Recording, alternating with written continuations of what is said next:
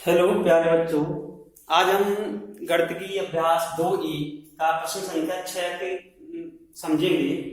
इससे पहले के प्रश्न में पिछले वीडियो में बता चुका हूं आप लोगों को। एक ही प्रश्न बचा है, इसके बाद आधार घातांक के नियम पढ़ेंगे हम।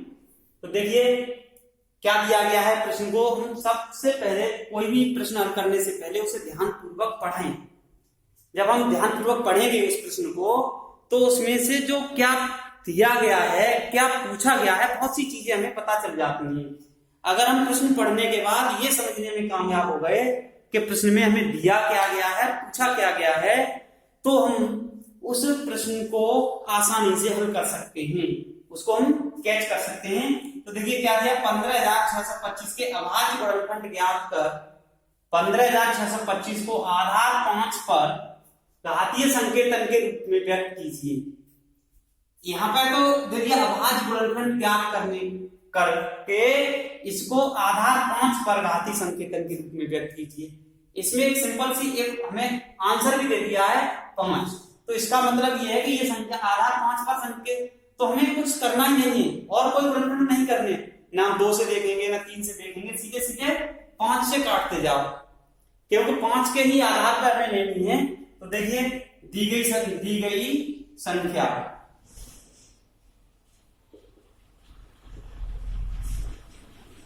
क्या है, 15,625। मैं इसके यहां पर गुणनखंड निकालना बता दे रहा हूं, कैसे निकालते हैं।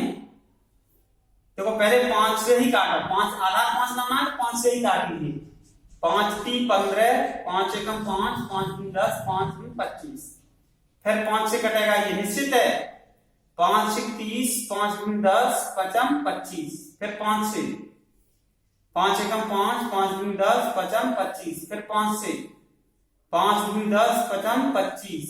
फिर 5 से 5 बार और फिर 5 से एक बार, यहां पर छोड़ देंगे, एक आ गया। तो इसके गुणनखंड क्या हो गए, दी गई संख्या के गुणनखंड, यहां लिख दीजिए गुणनखंड। कितने बार 5 का गुणा हो रहा है, 1 2 3 4 5 6 बार। तो 5 गुणा 5 गुणा 5 गुणा 5 गुणा 5 गुणा 5, कितनी बार गुणा हो गया हमारा, 1 2 3 4 5 6 बार। ठीक है, इतना गुणा हो गया।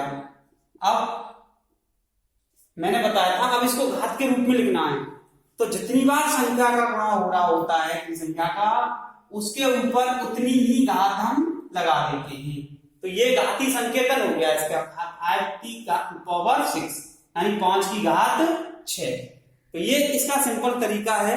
ये एक्सरसाइज तुम्हारी फिनिश होती है और आशा करता हूं समझ में आया होगा। इसको नोट कर लीजिए। इसके बाद अब मैं घातांक के नियम बताता हूं।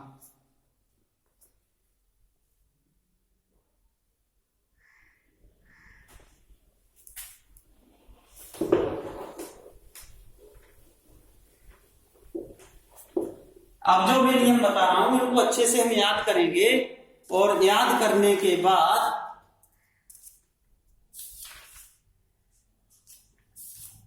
तब हम एक्सरसाइज पर आएंगे। चाहे एक नियम, 2 नियम या 3 नियम जो भी हो पाए। क्या हेडिंग है, घातांकों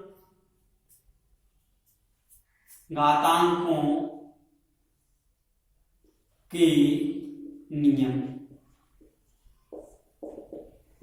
पहला नियम क्या है हमारा, अब घातांकों के नियम में एक ही आधार वाली घातीय संख्याओं का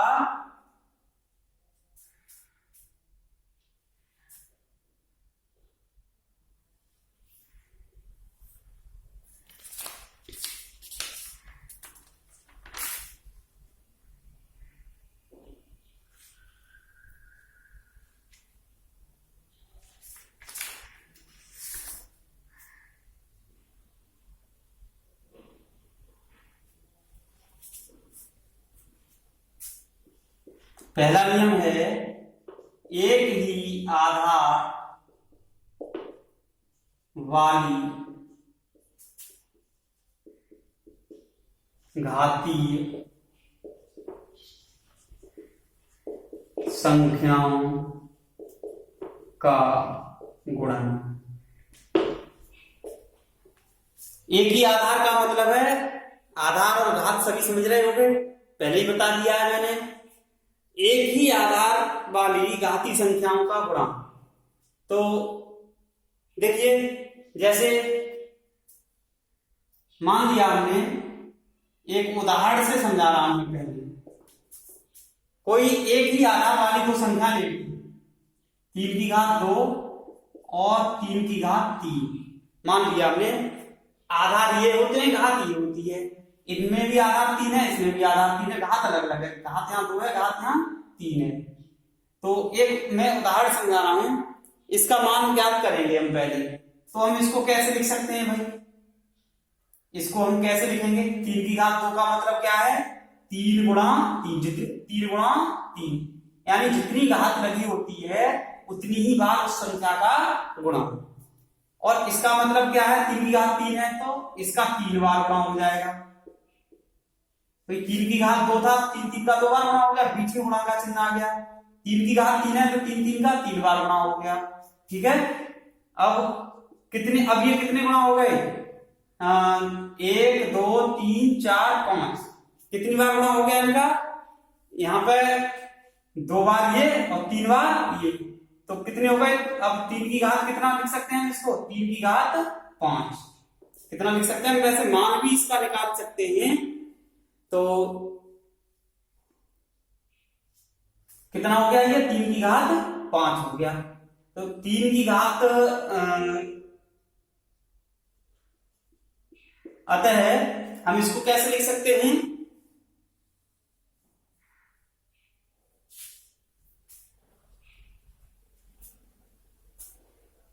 तीन की घात 2 गुणा 3 की घात 3 बराबर 3 की घात 2 प्लस 3 बराबर 3 की घात 5। यहां से एक निष्कर्ष निकल के आता है। गुणा में हम ऐसे और भी उदाहरण ले सकते हैं, आगे एक्सरसाइज में भी समझेंगे। तो यहां से क्या निष्कर्ष निकला, मैं यहां लिख देता हूं। अतः यदि a, अब a का मतलब कोई भी वास्तविक संख्या है, ठीक है। यदि a कोई शून्येतर, यदि a एक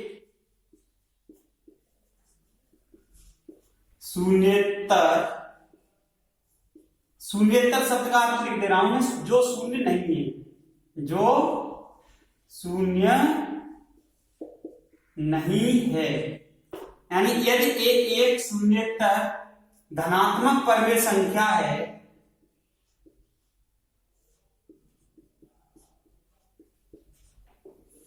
परमेय संख्या है, तो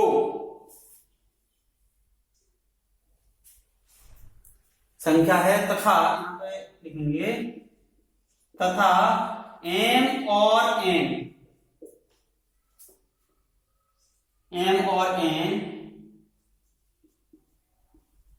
कोई दो धनात्मक पूर्णांक हैं, तो एक ही घात m गुणा एक ही घात m बराबर एक ही घात m प्लस n। इसका एक सिंपल सा मतलब समझ लीजिए, अगर आधार समान है तो गुणा हो रहा है उन संख्याओं का, तो उनकी जो घातें होती हैं वो जुड़ जाती हैं। आधार समान होने पर गुणा में घातें जुड़ती हैं, ये याद रखना है। आधार समान होने पर गुणा में घातें जुड़ जाती हैं। एक ही घात m गुणा एक ही घात m बराबर एक ही घात m प्लस n, जैसे कि हमने पीछे उदाहरण में अभी समझाया। a का मान कितना है? 3, समान आधार हो गए। m का मान 2, n का मान 3 है, तो ये हो गए। तो इनका हमने मान निकाल लिया। कितना आया? 3 की घात 2 प्लस 3 5।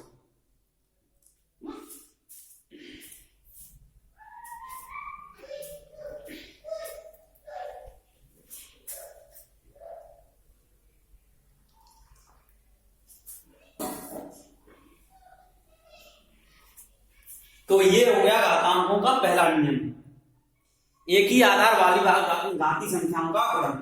यानी यदि a कोई शून्येतर धनात्मक परमेय संख्या है और m और n कोई धनात्मक संख्या है, धनात्मक पूर्णांक है, तो a की घात m गुणा a की घात n बराबर a की घात m प्लस n, जैसा ऊपर उदाहरण दिया गया है। अर्थात हम ये कह सकते हैं समान आधार हो तो गुणा में घातें जुड़ जाती हैं। अगला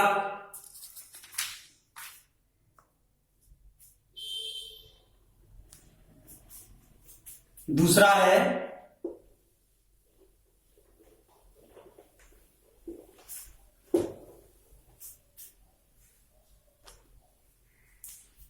एक ही आधार वाली घाती संख्याओं के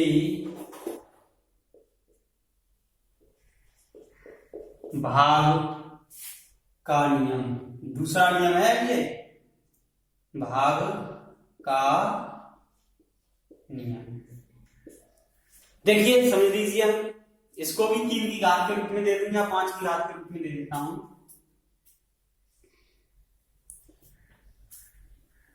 उदाहरण है इसका 5 की घात 6 भागे 5 की घात 4। इसका मान हमें ज्ञात करना है मान लीजिए, तो हम इसको कैसे लिखेंगे? अब इसको हम लिखेंगे कैसे? 5 की घात 6 बट्टे 5 की घात 4, यानी इससे इसमें भाग दे रहे हैं, इससे इसमें भाग दे रहे हैं, तो भाग वाली तो बट्टे भी नहीं आती है हमेशा। अब इनके गुणनखंड कर लीजिए भैया, 5 गुणा 5 गुणा 5 गुणा 5 गुणा 5 गुणा 5, 3 और 3 6, क्योंकि 5 की घात 6 तो 5 5 का गुणा कितनी बार होगा? 6 बार। अब 5 की घात 4 है तो इसका गुणा कितनी बार हो जाएगा? 5 गुणा 5 गुणा 5 गुणा, हम इनको मान निकाल के भी इनका गुणा कर सकते हैं, कोई दिक्कत नहीं है।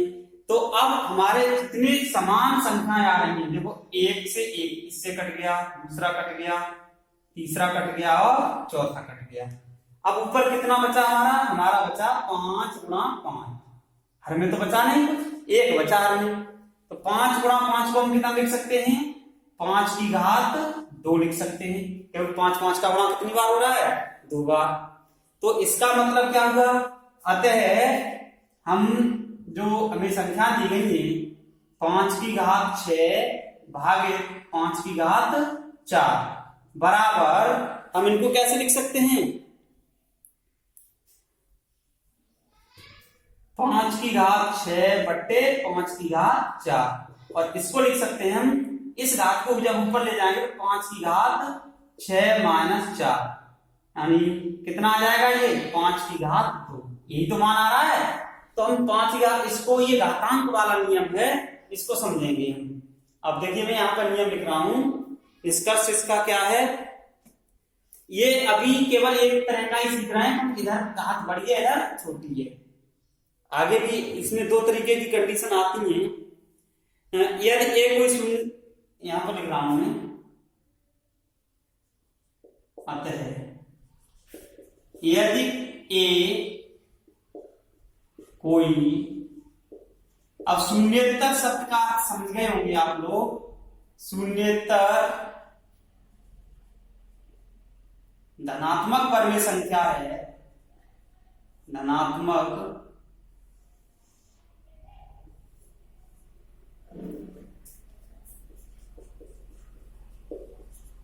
परमेय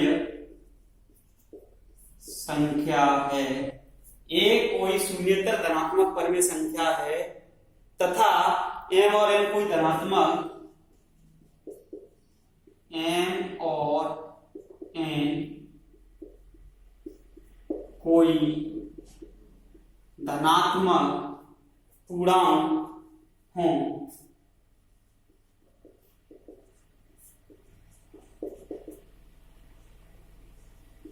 जहां m is greater than n। ये कंडीशन है, यहां पर 2 कंडीशन आएंगी, जब m बड़ा हो n से या n बड़ा हो m से। m is greater than n, तो a की घात m भागे a की घात n, इसको हम कैसे लिख सकते हैं? a की घात m बट्टे a की घात n, और इसका मान होगा a की घात m माइनस n, यानी a की घात m भागित a की घात n, इसका मान क्या होगा, a की घात m माइनस n होगा। अब ये दूसरा नियम होगा, इसमें दो शर्तें होती हैं, एक तो m is greater than n आ गया, दूसरा m लेस देन n आएगा। तो उसके लिए अभी अब आगे इसको एक दो नियम हो गए, इन दो नियमों को अभी आप लोगों को समझना है अच्छे से, उसके बाद की चर्चा आगे वाले वीडियो में करेंगे, हम अगले नियमों के लिए आगे समझेंगे।